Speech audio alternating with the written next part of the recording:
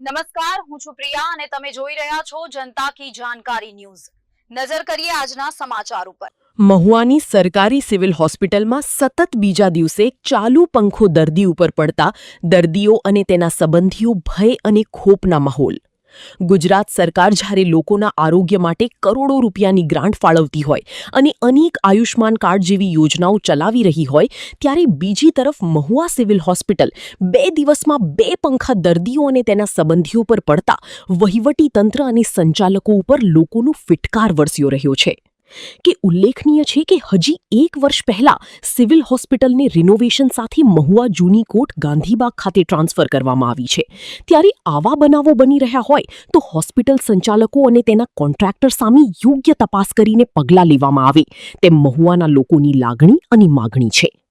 અહેવાલ વિજય બારૈયા, મહુવા। તમારું નામ? જીવવાના શું ઘટના બની છે? કે ઉપરથી પંખો પૂરો મારો છોકરો બેઠો બેઠો ના લેતો તો ને એકદમ ઈ ઝટકી ઊભો થઈ ગયો। એમ કે ઈજા પહોંચવામાં આવી છે કે શું? નહીં ઈજા તો નથી આવેલા કંપની કાંઈ। શું કહે છે?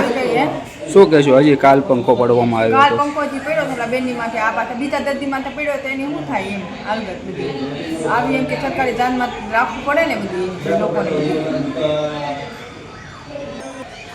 બોલો।